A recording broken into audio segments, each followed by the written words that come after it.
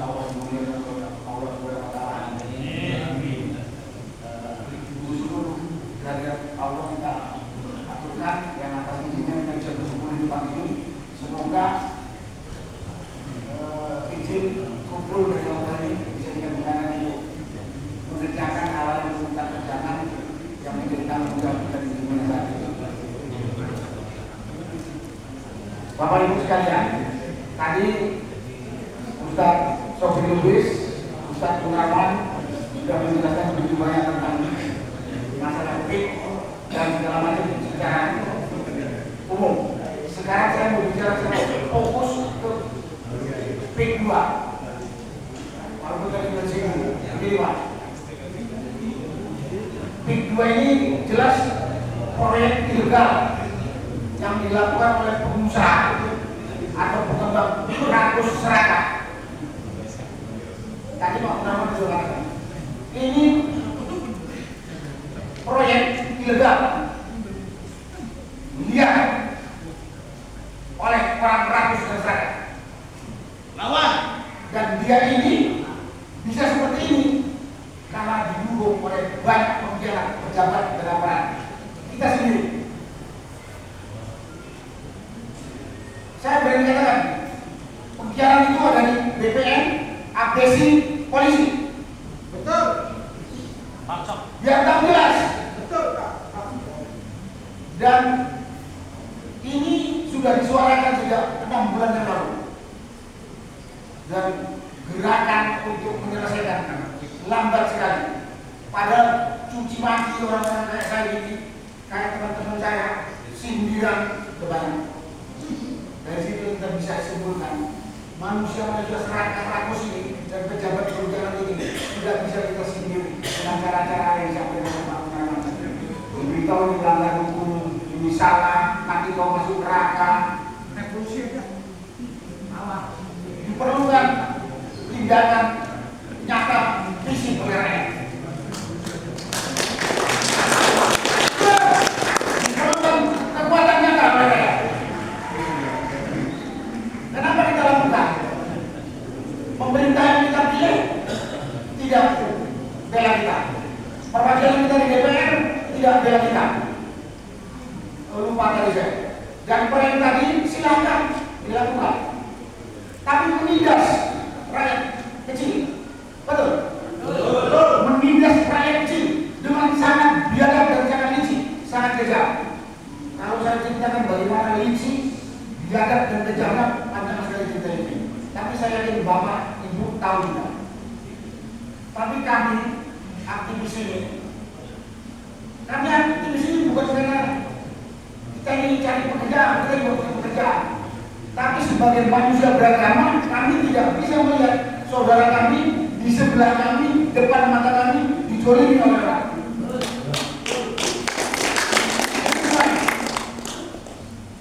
Dan faktanya kan sekarang mulai bergerak, persoalan ini sudah mulai bergerak karena kekuatan rakyat,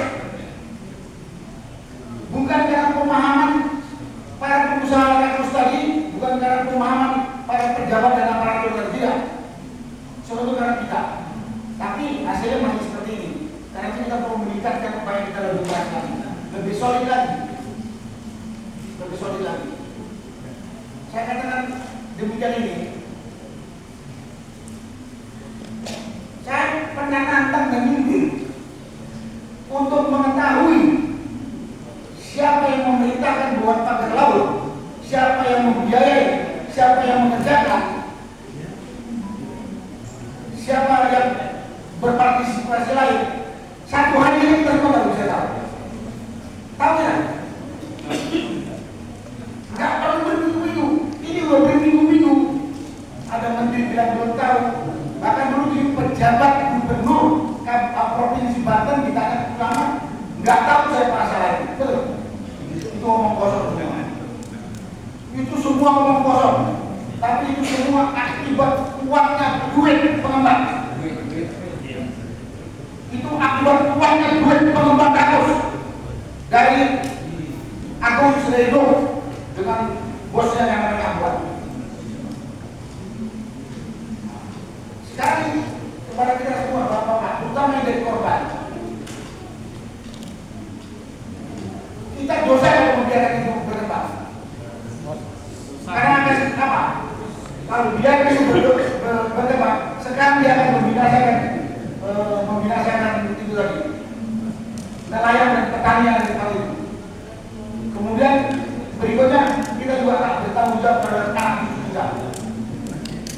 Yang ketiga, kalau dibiarkan tak berlaut dan mengumpulkan dari negara dalam negara ini. Pola ini dilakukan oleh negara asing, terutama Cina, dari mana-mana. Contoh Singapura, waktu merdeka tahun 65, melayani itu ada 60 atau 70%, sekarang tinggal 12%. Tibet itu negara berdiri sendiri, banyak masuk pekerja Cina, buntutnya Tibet jadi negara Cina. Belum ada lagi ada pecahan Rusia, Turkmenistan Timur, Sri Lanka juga beberapa negara di Afrika. Dan itu memang udah terlalu manusia dapat kuat, bukan anak Cina saja. Dulu orang kulit putih membinasakan India di Afrika, betul? Betul. Karena kita sebetulnya mungkin lemah, kulit putih menguasai Australia, aborigin disapu bersih. Maksudnya jangan sampai seperti itu. Karena itu tadi kita kumpul bukan ngomong ini, saya sudah ngomong masalah PIK 2 itu membutuhkan kekuatan rakyat, membutuhkan suara rakyat. Serentak sama-sama. Setuju, tapi akan ada aksi unjuk rasa damai. Nanti mungkin secara teknis Pak Marwan akan jelaskan. Tapi di situ kami butuh rakyat kumpul sebanyak-banyaknya. Kemudian kita publikasikan, kita viralkan, biar dunia tahu, rakyat Banten oleh perampasan lahan di Tangerang Utara, termasuk sebagian besar. Karena kalau kita ngomong sendiri aja, yang ngomong paling-paling karena Barbara Soekarno, mungkin dibilang Pak Munarman, itu aja orangnya. Karena kita kebanyakan takut. Kenapa kita harus takut? Dari melihat dari sisi agama, Ustaz maupun Pak Munarman sudah menyampaikan. Mempertahankan, menjaga hak kita itu adalah kewajiban. Ada kewajiban. Saya cuma begini, cuma mau mengajak. Kalau bapak-bapak sekarang ngalir terbatas, ajak yang lain. Itu kewajiban kita. Yang kita hadapi ini, dia sudah terlalu lama bermain di sana. Udah 2 tahun, pagar itu udah 2 tahun lebih. Tapi lepas dari pengawasan kita. Baru 6 bulan ini, Pak saya itu membongkar kebusukan ini. Mudah-mudahan sekarang belum terlambat. Semua itu legal. Tadi Pak Munarman katakan PIK 2 itu bukan proyek strategis nasional, proyek pengusaha rakus serata yang di-backup oleh para penjara, di-backup oleh para penjara. Penjara itu dari pimpinan tertinggi Republik Indonesia sampai yang paling bawah. betul. Karena kita sudah tahu datanya. Aguan baru seperti ini. Karena presiden sebelum ini Jokowi yang memberi peluang, termasuk menteri-menterinya memberi dukungan. Sampai penjahat yang paling bawah itu preman yang nggak tahu diri tadi. Dan di tengah-tengah itu ada kepolisian, abdesi, BPN, udah nggak ada cerita kata hal seperti itu. Saya yakin bapak-bapak kalau ada tindakan dia yang sangat jolim. Tadi ini dilakukan oleh bersama. Yang namanya proyek strategis nasional itu adalah apa? Ekoturism, Pak. Sekarang di PIK 2 sana sudah dibangun hotel puluhan tingkat, rumah.